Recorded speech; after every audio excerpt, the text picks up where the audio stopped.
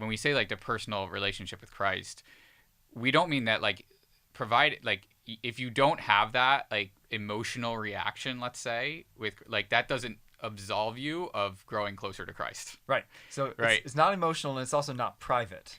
Right. It's not my public. private Right. relationship. And so with it's like, Christ, can right? you have? I heard this at a God's planning retreat. Like, cause, We don't mention other podcasts on this podcast. But one of the priests was like, I'm going to argue that like the most important thing is not a personal relationship with Christ.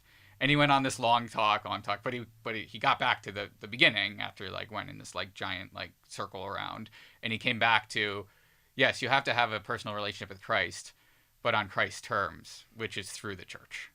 Yes, amen. Right. It's when you have the dark night of the soul, you still have confession, you still have prayer.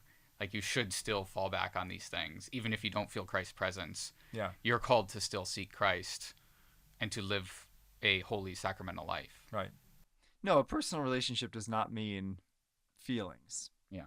But it means recognizing that Jesus is a real person and that we have a conversation with him as if he's a real person, since he is, right? We share our hearts. We speak honestly to him one-on-one, not just, I'm saying my Our Fathers and Hail Marys, check the box, I'm done, right? Yeah. Which is what a lot of people do. Yeah. And I think, I've prayed. Well, have you prayed? Has it been from your heart? Yeah. Because that's what prayer is. And I think like the Eucharistic Congress they had this year in the United States in Indianapolis. I mean, I wasn't able to go, unfortunately. Were you there? I was not there. Okay. No. I was in the Adirondacks when that happened. Oh, okay. I mean, it was a great show of faith.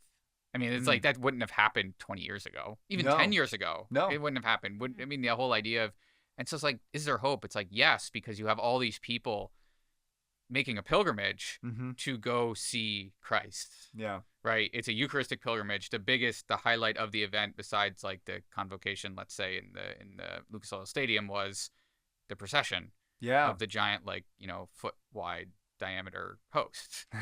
It's like so cool. Yeah, absolutely.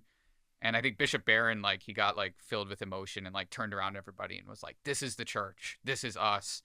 This is our Christ. And like, this is who we are. It was a beautiful moment. Eucharistic, like this is our Eucharistic church. And it's like, yes.